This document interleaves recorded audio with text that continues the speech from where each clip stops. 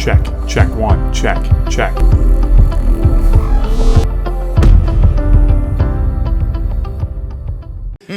But again, so those are the three. So furries, otherkins, and therians. That's what we're going to be kind of watching some videos on today, and the cause and effect this is having on our society. Mm-hmm.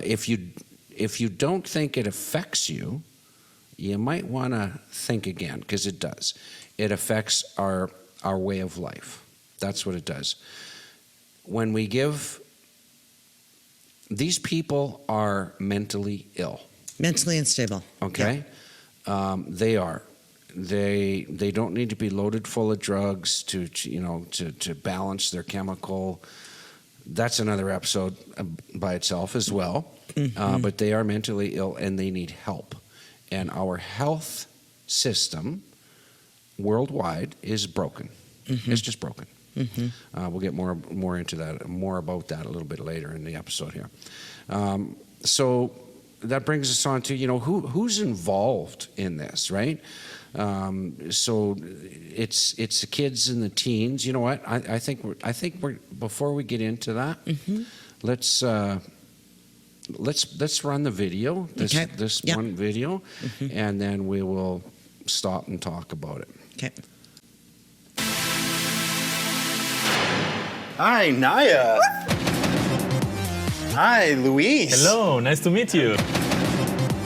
Thank you so much for coming out and teaching me about the wondrous world of Otherkin. Yeah, thank you for inviting me. So what do you consider yourself? Otherkin, just non-human, or? I try to become an elf. You're trying to become an elf? Yeah, I'm doing a lot of plastic surgery, like, fantasy kind of features in my face and body to become something that doesn't look really natural. I consider myself a British Columbia wolf and red fox therian. So that's different than Otherkin, or is it in the same realm? So Otherkin is more of an umbrella term. So Otherkin refers to people who identify in some way as non-human.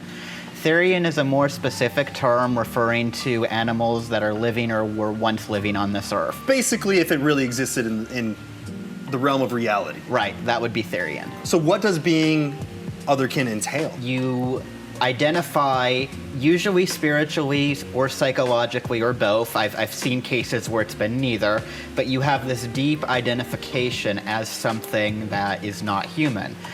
For me, it's wolf. Being an Otherkin means that you don't feel entirely or completely human. In my case, it's something non-related to reality. I'm trying to become something from fantasy. What non-human species or kin type do you identify as? Do you know what Pleiadians are? Pleiadians? Yeah. No. They are a kind of elves that comes from space. They are beings from love and light, and they live in space and care about the earth, and I really like it. So you are a creature built on love and light from space. Exactly. Okay, a couple of words that pop out that this elf person, I don't even know whether that's male or female or what they started out as, but it's a fantasy. They have lost touch with reality. That's right. They have. That's terrifying. Completely, yes. And Luis is the mm-hmm. fantasy character in this video.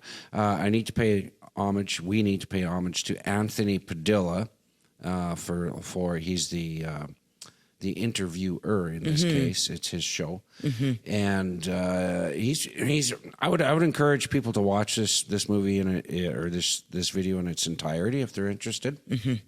We're just going to do the highlights of it, of course. Yep.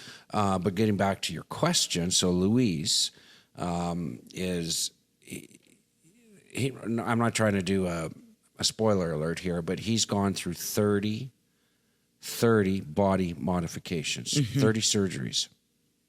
It's wild. It is. It's wild. It's wild. He actually, I don't know if I'll scrub to the clip here for this piece, but he actually wants to have, he's gotten his eyes worked on to make him look like a elf. Like an elf, but kind of more like a cat. So they stitched inside his eyes. And he said it was one of the most painful surgeries that he's had. But the one he's going in for next, believe it or not, he's having his lower ribs removed. One rib on each side. so he can have a waist that is very hourglass looking.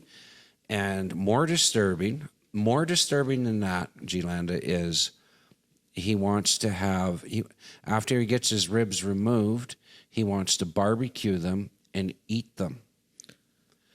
That is sick. I can't even make that up. That is sick. So for people that don't think that this is a mental illness, we need to wake up, man.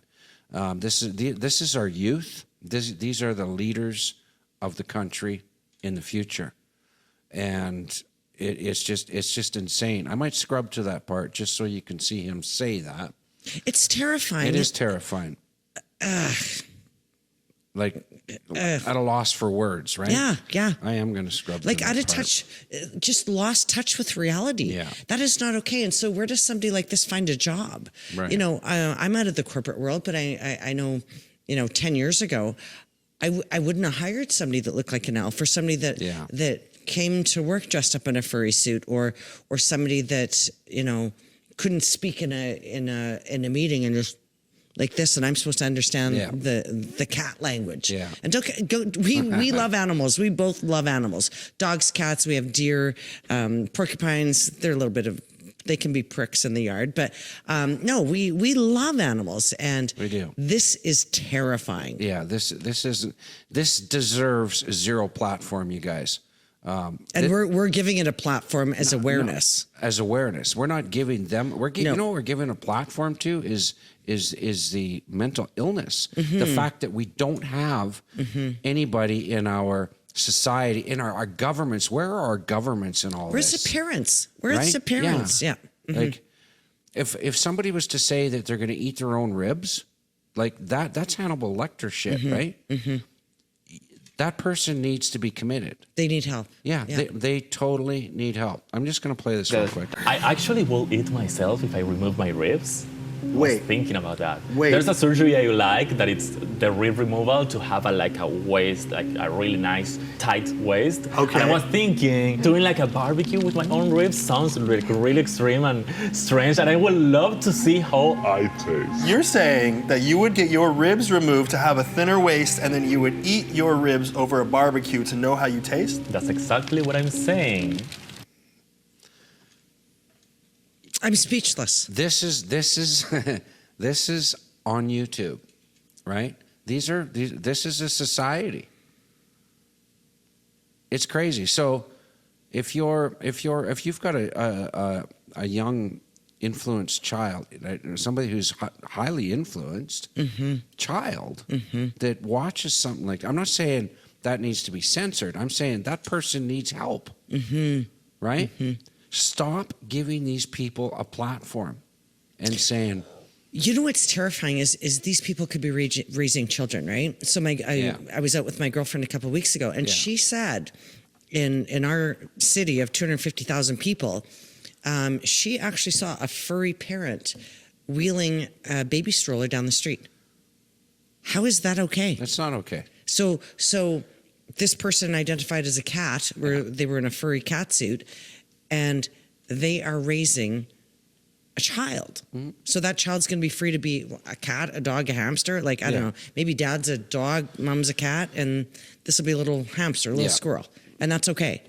No, it's not okay. Oh. It's absolutely not okay. So who's involved in this? Kids, teens, actually some young adults are, in the demographic of, in their 20s. Well, right? you know what? They kind of do this stuff when I was too, right? looking through there, it really spikes from 18 to 22, which is terrifying. Because, okay, let's take it back. We both had kids. We both raised kids. Yep. When kids are 2, 3, 4, 5, they like to role play. They like to dress up in furry suits. They like to pretend they're a cat. Look at me. I can jump on one foot. I'm a bunny. Look at me. Look at me.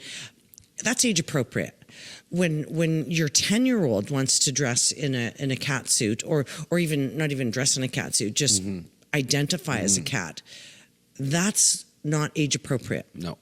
It's just not. I mean, we dress up for Halloween parties, and that's okay. It's a one day. It's like the Comic-Con thing, right? Yeah, but we have common sense. We have common sense, and we can be whoever we want. Right. We all know when we put a mask on or a furry suit, Right. we can be whoever we Right. want.